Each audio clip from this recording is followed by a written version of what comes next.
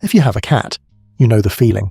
It's 10 p.m. on a Tuesday, you're scrolling through your phone, and suddenly, out of the corner of your eye, you see it. Your fluffy cat is lying there, on the rug, belly up, looking like a literal cloud of soft, forbidden cotton candy. It's the most inviting thing in the world. They're looking at you with those big, dilated moon eyes, chirping a little. It's an invitation, right? I mean, why else would they be exposing their softest, most vulnerable part? So, you reach out. You think, today is the day. Today we bond. Your hand gets closer. It's about to make contact with that glorious underbelly. And then, bam! The murder mittens are deployed. Your hand is now trapped in a 4-point lockdown of claws and teeth. The back legs are doing that rhythmic bunny kick thing, which, let's be honest, is just cat code for, I am trying to disembowel your forearm. And then they just walk away, like nothing happened, leaving you there bleeding, wondering why your cat is such a jerk. But here is the thing, your cat isn't a jerk. Actually, that reaction, it's proof that they trust you more than almost anything else in their world. It's just that, well, you were reading a different book than they were.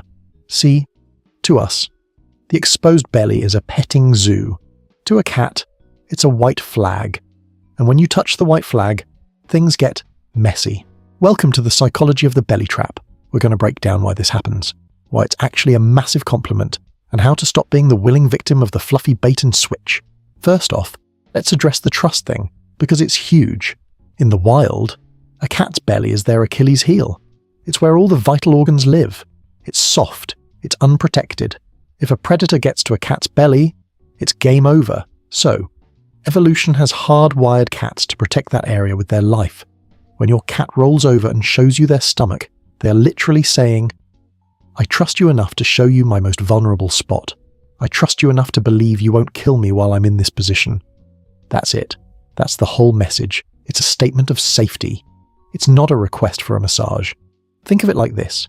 If a friend tells you a really deep, dark secret, they're trusting you. They're being vulnerable if you then immediately start tickling them in the ribs because they shared that secret. They're going to punch you. That's basically what you're doing to your cat. You're violating the vulnerability paradox. They showed you the forbidden zone as a badge of honor, and you treated it like a stress ball. Okay, so if it's trust, why the sudden violence? Why not just get up and move? Well, this is where the science gets really cool. It's not necessarily a conscious choice. It's a hardwired survival instinct triggered by hypersensitivity. The hair follicles on a cat's belly are insanely sensitive.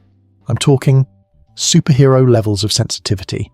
That area is basically a giant sensor pad wired directly to their fight or flight response, designed to detect anything touching their most vulnerable spot, immediately. When you touch that belly, the nerves don't send a signal to the brain that says, oh, that's just Steve. Steve is cool. He's just petting us. Instead, that sudden, overwhelming stimulation bypasses the relaxed part of the brain and slams right into the oh crap, something is attacking my organs alarm. It's a biological reflex.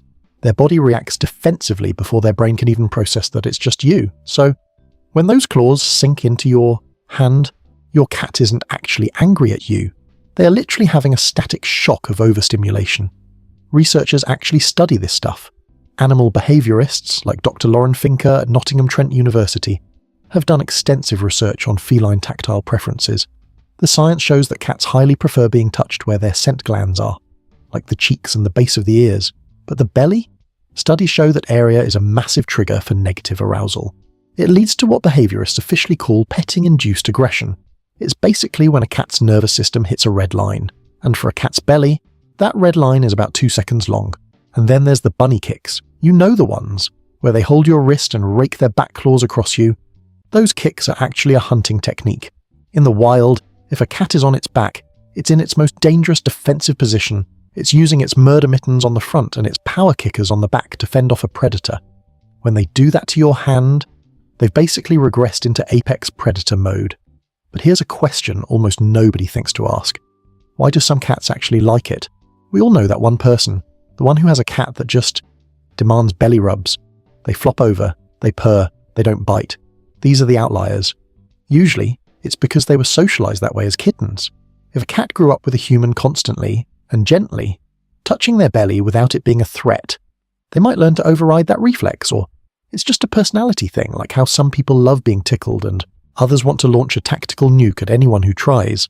But for the 99% of us, the belly is a trap, and we keep falling for it. So, how do we bridge the gap? How do we appreciate the forbidden belly without needing a tetanus shot? First, you gotta learn to read the pre-trap signals. A cat's body language is like a very fast, very subtle warning light system. Before the bite happens, things are changing. Watch the tail. If it's just a lazy wag, you're probably okay, but if it starts to thump, or if the very tip starts twitching like a caffeinated flea, stop immediately. That is the system overload warning. Watch the ears. If they start rotating back even a tiny bit, the defensive matrix is powering up. And watch the eyes. If those pupils go from slits to full dinner plates in a second, that cat isn't looking at your hand as a friend anymore. They're looking at it as a target. If you see any of these, get your hand out of there. Don't pull back quickly. That just triggers the chase reflex. Just calmly stop. There's also something I see successful cat owners do all the time. Instead of going for the full belly dive, to offer a finger, just one, about 6 inches away. Let the cat come to you. If they rub their cheek on your finger, that's a go for head scratches. If they roll over, they're showing you the trust, but they're still not asking for the rub. Actually, the best way to honor the belly flop is to pet their head. I know, it sounds boring, but to a cat, that's the ultimate I see you moment. They showed you the vulnerable spot, you acknowledged the trust, and you respected the boundary by petting the safe zone. That's a staggering thing when you think about it. This small, sharp, ancient little predator has decided that you are the one person they don't have to worry about disemboweling them, which is kind of insane, and also pretty beautiful if you do decide to touch it, because, let's be real, sometimes the fluff is just too much to resist. Make sure you have some band-aids nearby, because you aren't just petting a cat, you're playing feline roulette, and the house always wins. Subscribe if your cat currently has a no-fly zone over their midsection, and stay tuned, because next time, we're going to talk about why your cat insists on sitting on your laptop the second you have a deadline. It's not about the warmth, it's about, well, actually, you're not going to believe why they do it.